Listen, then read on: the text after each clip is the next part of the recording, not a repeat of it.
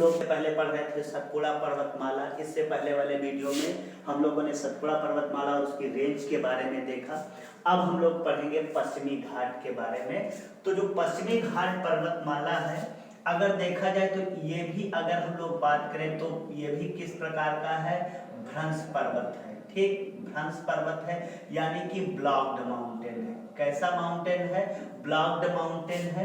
अगर देखा जाए तो इसका जो निर्माण है वो आपका जो है पोस्ट कैम्ब्रियन युग में हुआ। कब हुआ है? पोस्ट कैम्ब्रियन युग में हुआ है, एज में इसका निर्माण हुआ है। अगर बात देखा जाए तो ये पर्वत श्रृंखला है, ये आपका शुरू होता है ताप्ती नदी। ठीक, आपको बताया गया था ताप्ती नदी है, ताप्ती नदी के मुहाने से। कहां से शुरू होता? ताप्ती जो है नदी के मुहाने से, ताप्ती नदी के मुहाने से शुरू होगा। ताप्ती नदी के मुहाने से शुरू होगा ये, और ताप्ती नदी के मुहाने पर एक पड़ती है गुजरात में चोटी, वो है कलसुबाई चोटी। कौन सी पड़ती है? कलसुबाई चोटी से स्टार्ट होगा और ये फिर गुजरात, मध्य प्रदेश, महाराष्ट्र, गोवा का, आपका कर्नाटक, केरल और तमिलनाडु तक। कहाँ तक फैला है? तमिलनाडु तक फैला है। और तमिलनाडु की जो चोटी है वो है नागरकोई तक है। कहाँ तक है?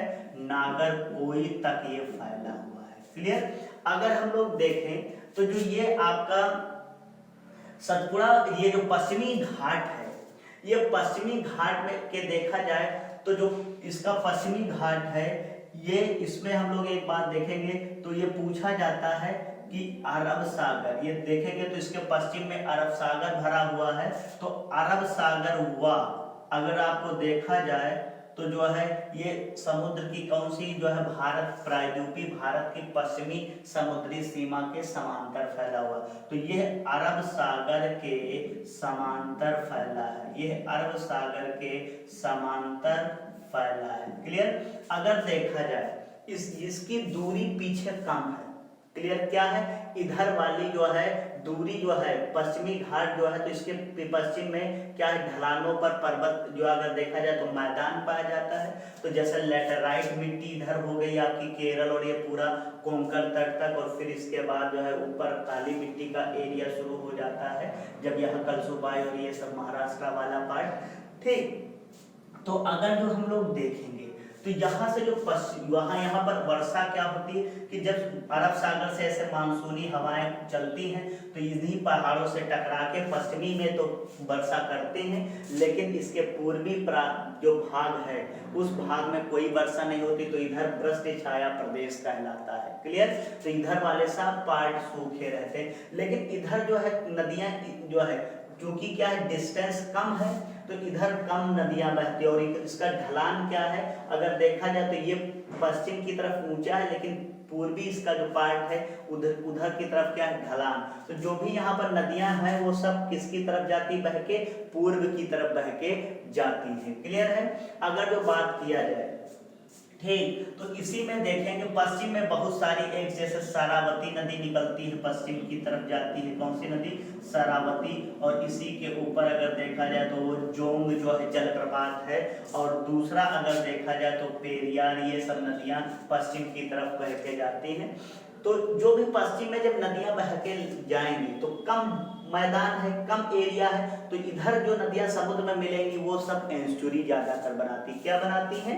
एस्चुरी बनाती। अब आपको बताया जाता है कि एस्चुरी क्या होता है। जब नदी क्या होता है, एस्चुरी दरअसल वो पार्ट होता है कि जब कोई नदी जाती है समुद्र में गिरती है, तो मुहाने पर क्या है, जब समुद्र की लहरें बैक साइड में आती हैं तो अपने साथ क्या है, पूरा मलबा और ये सब बहा के लेके आती है चीजें। तो जब वो मलबा बहा के लेके आएंगी या रेत लेके आएंगी और फिर क्या कर देंगी, जमा कर देंगी इनके मुहानों पर, उनको एस्चुरी कहा जाता है। क्लियर? तो अगर देखा जाए ये इसका जो पश्चिमी है वो, इसके पश्चिम का एरिया कम है समुद्र के किनारे अगर देखा जाए, जबकि इसके पूर्व में काफी लंबा एरिया है। और इसके पूर्व में जो ये सब है ये प्रायद्वीपीय पठार पाए जाते हैं, जैसे कर्नाटक का पठार, दक्कन का पठार, ये सब इसके पूर्व में पठार है। अगर हम लोग बात करें इसी में थोड़ा देखेंगे, ठीक, अगला देखेंगे पार्ट।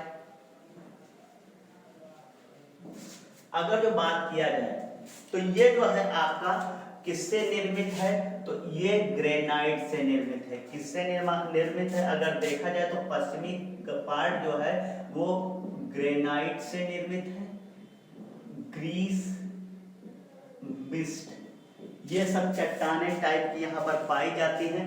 और तीसरा अगर देखा जाए आर्कियन चट्टानें। और कौन सी चट्टानें यहाँ पाई जाती हैं, आर्कियन चट्टानें पाई जाती हैं या धारवाड़ चट्टानें कहते हैं। क्लियर। और जब ये सब चट्टानें पाए जाएंगे तो यहाँ पर खनिज जो है ज्यादा पाए जाएंगे, तत्व क्या पाए जाएंगे, खनिज तत्व। इसी वजह से यहाँ पर लौह अयस्क ये सारी चीजें ज्यादा पाई जाती है। क्लियर है बात। तो इनका जो निर्माण है वो किससे हुआ है, आपका पश्चिमी जो है पार्ट का बात किया जाए तो ग्रेनाइट और ये आर्कियन, ये ज्यादा मिलते हैं। आर्कियन ऑप्शन में ज्यादा मिलता है, ग्रेनाइट के साथ आर्कियन या धारवाड़ ज्यादा मिलता है। क्लियर है। चलिए हम लोग बात करेंगे इसी में और पार्ट चोटियों की।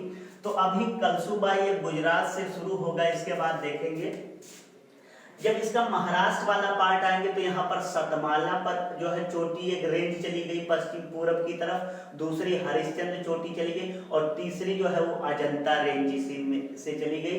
जब महाराष्ट्र में देखेंगे तो जो ये नासिक पहाड़ियाँ कौन सी है, ये नासिक पहाड़ियाँ महाराष्ट्र में पाई जाती हैं और यहीं से जो है गोदावरी नदी निकलती है और पूर्व की ओर बहती हुई जाती है। कहाँ पर जाती है, पूर्व की। तो इससे कौन सी नदी निकलती है, गोदावरी नदी निकलती है नासिक की पहाड़ियों से। क्लियर। इसके बाद आगे बढ़ेंगे तो इसी में आएंगे महाबलेश्वर पहाड़ियां। कौन सी, महाबलेश्वर, ये महाराष्ट्र में। और यहाँ से महाबलेश्वर से देखा जाए तो यहाँ से कृष्णा नदी निकलती है और महाबलेश्वर में ही और पाई जाती है, जैसे गंगा मूला चोटी पाई जाती, बरामूला पाई जाती, यहाँ से तुंगभद्रा नदी निकलती है और वो भी इसमें मिल जाती है। फिर आगे आएंगे बाबा बुदान की पहाड़ियां कर्नाटक में। जो बाबा बुदान की पहाड़ियां हैं ये अगर इसी में देखा जाए, आपसे पूछा जाए बाबा बुदान, तो जो बाबा बुदान की पहाड़ियां ये किसके लिए जानी जाती हैं कर्नाटक में, कॉफी उत्पादन के लिए। किसके लिए फेमस है, कॉफी उत्पादन। इनकी कहानी मिलती है बाबा बुदान के बारे में कि बाबा बुदान एक सूफी संत थे और ये जो है हज करने गए। जब उस समय नाव जो चलती थी उनको चप्पू कहा जाता, आज तो स्टीमर और सब प्लेन की व्यवस्था हो गई जाने के लिए, पहले ऐसा था। तो क्या है, ये चप्पू से पहुंचे, बहुत थक गए और कई दिन लग जाते थे तब चप्पू से चलते हुए। तो जब यहाँ पहुंचे ये तो एक व्यक्ति क्या किया, ऊंट का दूध लाया और उसी में कॉफी मिला के इनको पिला दिया।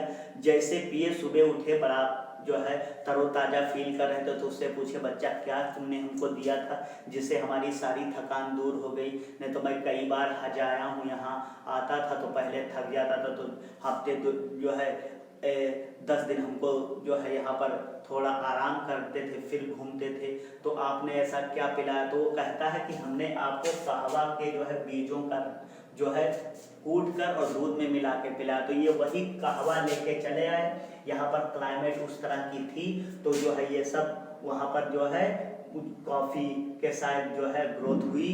तो तभी से ये जो बाबा बुदान है वो उन्हीं सूफी संत के नाम पर इन पहाड़ियों का नाम बाबा बुदान है।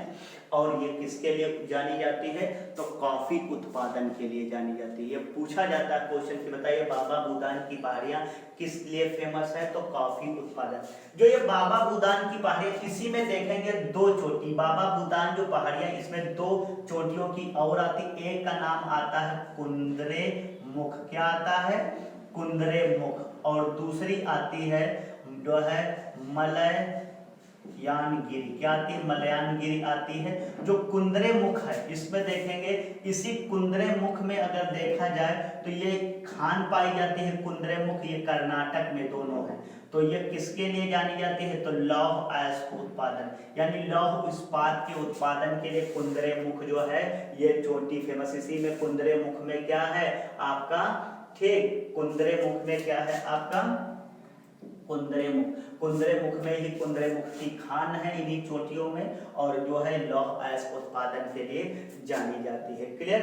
आगे जब इसमें में बढ़ेंगे तो जो ये आपका आता है कर्नाटक में, आगे कर्नाटक में पड़ता है ब्रह्मगिरी, ठीक, या यहाँ इसी को कहीं कहीं मिलता है ताल कावेरी। क्या मिलता है? ताल कावेरी। इस ताल कावेरी से जो है यहाँ पर देखेंगे तो एक चोटी निकलती है, यहाँ से एक नदी निकलती है कावेरी नदी। तो कर्नाटक में पड़ती है ब्रह्मगिर की पहाड़ियां यहाँ से।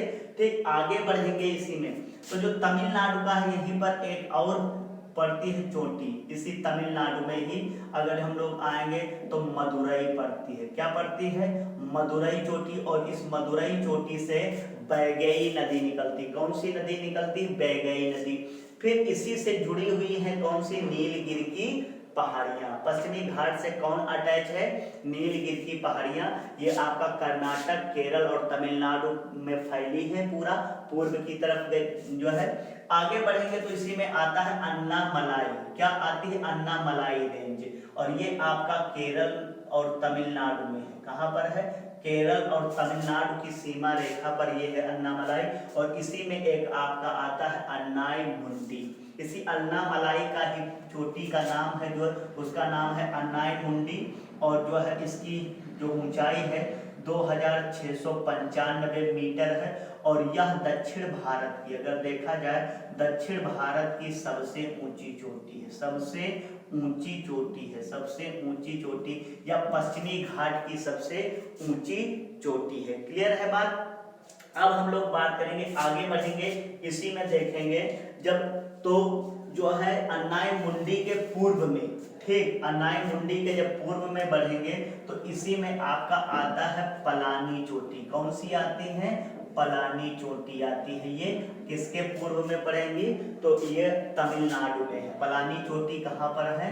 तमिलनाडु में है। और ये आपका जो है देखेंगे, ठीक, तो ये कहाँ पर है? तमिलनाडु में। और अन्नाई मुंडी के थोड़ा पूर्व में है। क्लियर? आगे बढ़ेंगे जैसे ही अन्नाई मुंडी के और दक्षिण में तो इसी जो है यहाँ पर देखेंगे तो कार्डेमम चोटी पड़ती है। क्या पड़ती है? कार्डेमम चोटी। और ये इलायची की पहाड़ियां इनको कहते हैं, इलायची की पहाड़ियां कहते हैं। और अगर देखा जाए ये मसाले उत्पादन के लिए, मसाले उत्पादन के लिए जानी जाती। और कहाँ पर है ये कार्डेमम हिल? ये केरल में है। क्लियर?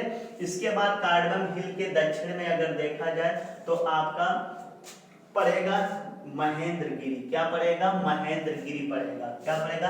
ये महेंद्रगिरी की चोटी पड़ेगी, महेंद्रगिरी की चोटी। क्लियर? जो महेंद्रगिरी की चोटी है ये आपका देखेंगे, महेंद्रगिरी की जो चोटी है तमिलनाडु में है। कहाँ पर है? तमिलनाडु में। और फिर लास्ट में आएंगे तो नागरकोइल। तो ये सब किसकी चोटी थी? सतपुड़ा रेंज के बारे में। अब एक पॉइंट और जानेंगे सतपुड़ा के बारे में, देखेंगे जो सतपुड़ा, ठीक, अगर बात किया जाए तो सतपुड़ा की सबसे ऊंची चोटी, वो सॉरी, जो पश्चिमी घाट है इसकी सबसे ऊंची चोटी आपका क्या बताई गई है? अन्नाई मुंडी। ये ऊंची चोटी बताई गई है। इसके बाद हम लोग और देखेंगे पश्चिमी घाट पर। तो जो पश्चिमी घाट है सतपुड़ा के दक्षिण में है। और फिर पहुंचेंगे गोवा। कहाँ पर? ये क्योंकि मुहाने से शुरू होता है काफी, तो गोवा पहुंचेंगे। और ये 16 डिग्री चैनल है आपका। और ये दो पार्टों में इसको बांटेगा। 16 डिग्री एक दो पार्टों में बटेगा ये आपका, ठीक। तो इसी को कहेंगे, इसका नाम पड़ता है सह्याद्री। क्या कहा जाता है? सह्याद्री। कर्नाटक वगैरह में हम लोग पश्चिमी घाट को सह्याद्री के नाम से, और ये दो भागों में बटेगा सह्याद्री गोवा में। गोवा जब पहुंचेंगे तो गोवा में 16 डिग्री जो चैनल है ये दो पार्टों में इसको बांट देगा सह्याद्री को। एक कह देगा उत्तरी सह्याद्री और एक कह देगा दक्षिणी सह्याद्री। क्लियर? तो अगर देखा जाए जो आपका ये पड़ता है बाबा बुदान और ये आपका ब्रह्मगिरी, ये सब किसमें आती है? दक्षिणी सह्याद्री में आती है। और महाबलेश्वर, नासिक, कलसु ये सब उत्तरी उसमें आती है सह्याद्री में, ठीक। अब हम लोग इसमें देखेंगे जो इसका पार्ट है सह्याद्री में, तो देखेंगे उत्तरी सह्याद्री और दक्षिणी जो सह्याद्री है।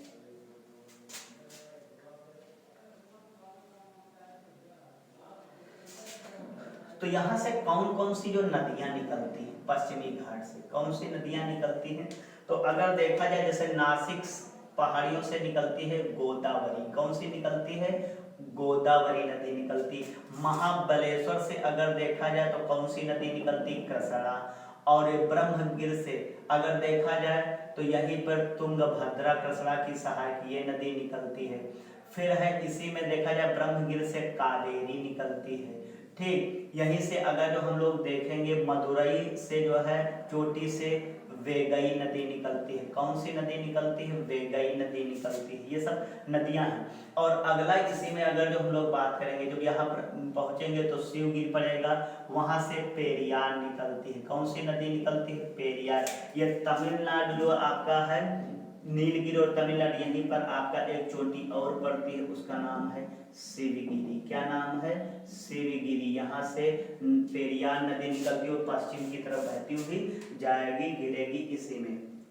अब देखेंगे जो ये ब्रह्म, जहाँ पर शिवगिरी के उत्तर में जो ये नील, जहाँ पर नदी या नीलगिरी की पहाड़ियां जुड़ी होती हैं, उसके उत्तर में अगर जो थोड़ा बढ़ेंगे तो यहाँ पर पड़ेगी कोची।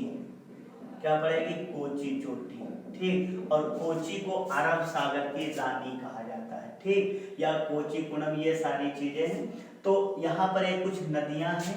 ठीक, एक शरावती नदी है, शरावती नदी। ठीक, ये सब यहाँ से निकलने वाली क्या है? नदियां हैं। क्लियर? अमरावती हो गई। ठीक, अमरावती नदी हो गई, और जो है कर्णावती नदी हो गई। ठीक, हेमावती नदी हो गई। ये सब कहाँ से निकलने वाली है? पश्चिमी घाट से निकलने वाली नदियां हैं। अगर हम लोग बात करें इसी में नदियों के बाद अगर बात किया जाए, देखा जाए तो इसमें कुछ दर्रे हैं। क्या है? पासेस हैं, दर्रे हैं, उनके बारे में समझ लेंगे। तो जो आप आएंगे देखेंगे यहाँ पर जो ये नासिक की पहाड़ियां हैं और ये जो है, तो यहीं पर एक दर्रा पासेस पड़ता है, उसको कहा जाता है। ठीक, दर्रा है यहाँ पर एक, उसका नाम है थाल घाट। क्या नाम है? थाल घाट। आगे बढ़ेंगे, नासिक के दक्षिण में पहुंचेंगे तो यहाँ पर एक और दर्रा है, इसका नाम है भोर घाट। और फिर यहाँ पर आएंगे, जो आप ये दिखता है अन्नामलाई और ये इसके दक्षिण, तो यहाँ पर केरल में पहुंचेंगे तो यहाँ पर एक आएगा पाल घाट दर्रा। कौन सा आएगा? पाल घाट दर्रा आएगा। आगे इसी में देखेंगे, और जब केरल और ये जो है ये जब आएंगे तो यहाँ पर एक चोट पड़ेगी, जो आपका ये नागरकोई, यहाँ पर एक दर्रा है, यहाँ पर एक दर्रा है, पासेस है, उस दर्रे का नाम देखेंगे। तो यहाँ पर जो दर्रा है उसका नाम है सेन कोंडा। क्या नाम है? सेन कोंडा दर्रा नाम है। तो ये कुछ दर्रे हैं। कौन कौन से हैं? तो थाल घाट, भोर घाट, पाल घाट और आपका सेन कोंडा। ठीक, ये पासेस पाए जाते हैं पश्चिमी घाट में। ठीक, चलिए दर्रों के बारे में थोड़ा समझ लेंगे। जैसे मान देखेंगे इसके बारे में, जो ये आपका दर्रा है समझेंगे। जैसे बात किया जाए थाल घाट की, किसकी बात करेंगे? तो ये थाल घाट दर्रे की बात करेंगे। देखेंगे इसके पश्चिम में अगर देखा जाए, ये पश्चिमी घाट में है ना, तो इसके पश्चिम में अगर देखा जाए तो थाने पड़ता है, और क्या पड़ता है? मुंबई पड़ता है। क्या पड़ता है? मुंबई पड़ता है। और इसके पूर्व में चलेंगे तो यहाँ पर पड़ेगा नासिक। क्या पड़ेगा? नासिक। अब थोड़ा समझ लेंगे यहाँ से। तो यहाँ से जो ये है, अगर जो आपसे पूछा जाए क्या पड़ता है इसके पश्चिम में, जो मुंबई है, तो इसी मुंबई से एक रास्ता इसी घाट से होकर और नासिक को चला आया, और ये थाने से मुंबई आए, और मुंबई से, ठीक कहाँ है? थाने से मुंबई आए और मुंबई से फिर, तो चाहे थाने को या चाहे मुंबई को किससे जोड़ता है? नासिक से। फिर आगे ये रास्ता बढ़ता चला जाएगा। ठीक।